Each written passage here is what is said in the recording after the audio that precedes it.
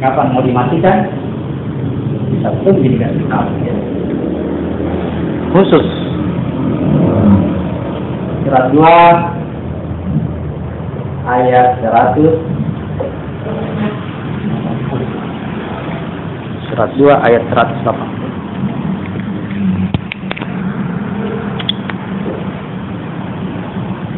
Diwajibkan atas kamu apabila maut hendak menjemput seseorang di antara kamu, jika ia meninggalkan harta, berwasiat untuk kedua orang tua dan karib kerabat dengan cara yang baik, sebagai kewajiban bagi orang-orang yang bertakwa.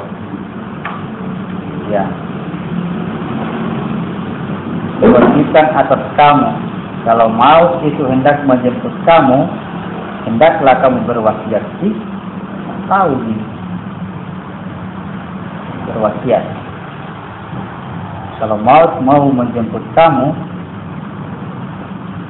Berarti bisa ditaruh itu Pak. Itu bahasa Allah.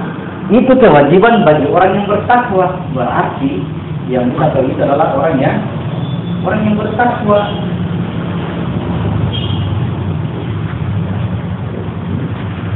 Bukan orang yang dihukum mati kira-kira. Tanggal 10 Agustus diadakan eksekusi. Atau ini yang berwasiat memang ini tanggal 10 pasti mati. Dia sudah berwasiat. Tiba-tiba dibatalkan tanggal 10 ditunda lagi sampai kapan ya? Wah, ternyata bukan ini ya. Ternyata bukan ini. Kewajiban bagi orang yang bertakwa. Apabila kedatangan tanda-tanda maut, tanda-tanda maut hanya diwajibkan bagi orang yang bertakwa. Berarti pengetahuan tentang kematian atau tanda-tanda kematian hanya ada pada orang-orang yang bertakwa. Catat dulu ini kata bertakwa ini seperti apa ya? Lawannya bertakwa namanya fasik. Fasik itu peristiwa turun. Takwa itu peristiwa naik. Itu dulu kita. Takwa itu berarti peristiwa naik.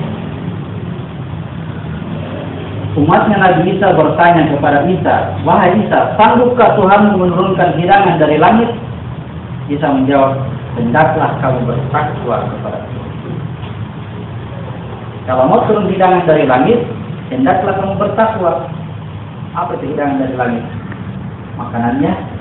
Makanannya jiwa. Itu dari Al-Quran. Kita baca Al-Quran mencari tahu itu orang lapar namanya orang kelaparan ini. Kelaparan ini orang. Dia mencari tahu itu berarti kelaparan. Ya. Bukan hanya perut yang keroncongan minta makan, bukan. Apa sini itu bukan kelaparan seperti itu. Atau orang sakit miskin. Beri makan dia. Bagaimana cara beri makan?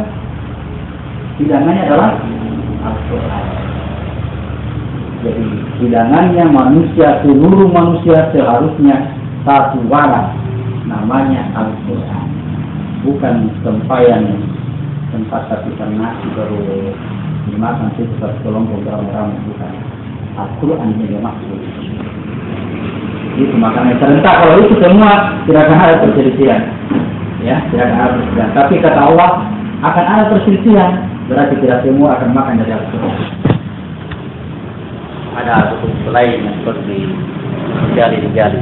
Itu akan terjadi perselisihan. Tapi kalau satu sumbernya, ingat Al-Quran itu maknanya luas.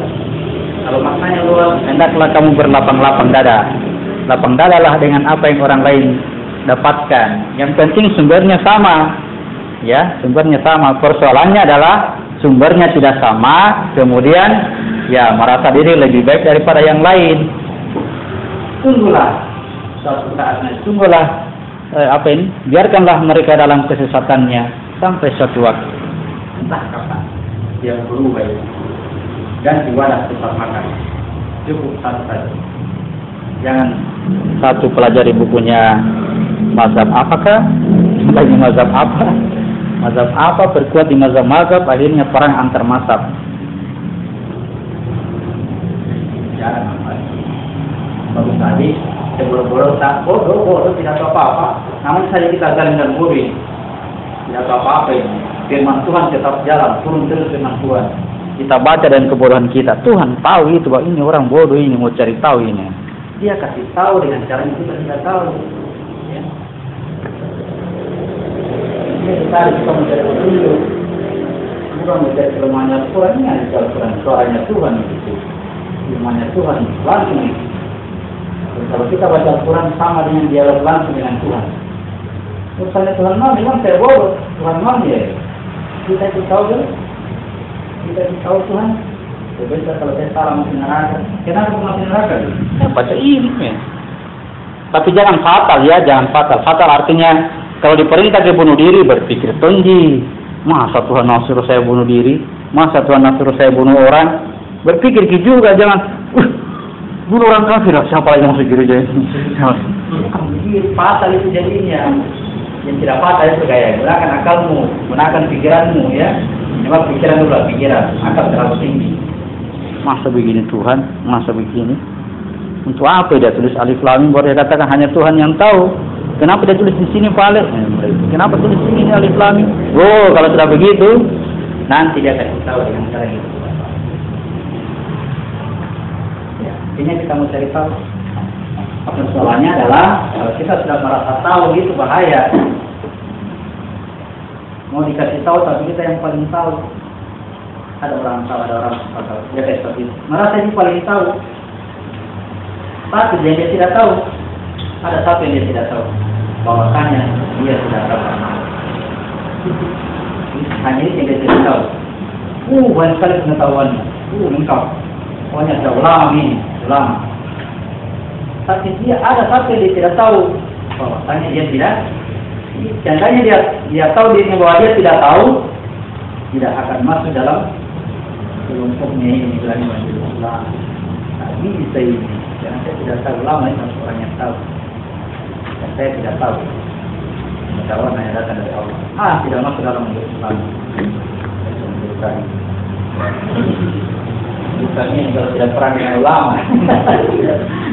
Nah, ini yang membuat hukum, kenapa? Lagi hukum juga hukum Allah. Ya, pertahankan hukum Allah. Ya, ada hukum Allah. Di balik hukum Allah itu ada makna yang disampaikan. Tidak usah lagi tambah-tambah. Ya, kalau ada hukum yang mau dibuat di Indonesia tidak ada di sini, bikin saja ini hukum negara. Negara melarang merokok. Itu hukum negara. Jangan bikin majelis ulama menetapkan bahwa merokok itu haram bagi umat Islam. Akhirnya ini yang tadinya hukum halal-haram yang ditulis di Al-Quran jadi samar-samar. Al-Quran melarang manusia untuk berzina. Jadi sama-sama yang dia pikir yang berzina itu ya wanita ketemu ini apa ini? Laki-laki ketemu dengan perempuan tanpa hubungan melakukan hubungan itu berzina. Bukan hanya itu, masih ada makna yang lain yang kita tidak tembus di situ. Berlapis ini makna ini. Pertahankan itu karena ada orang yang diberi kemampuan untuk memahami apa maksudnya ini kata berzina ini. Apa maksudnya berjudi? Dilarang berjudi dan mengundi nasib dengan anak panah. Apa maksudnya?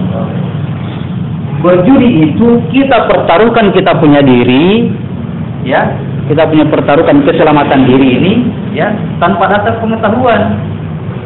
Ya misalnya itu saja ini. Persoalan saya masuk surga atau neraka terserah Tuhan. Itu berjudi namanya. Maka selamat. Kalau tidak bisa kira-kira kembali. Itu di masa mengundi nasi dengan anak panah, lempar.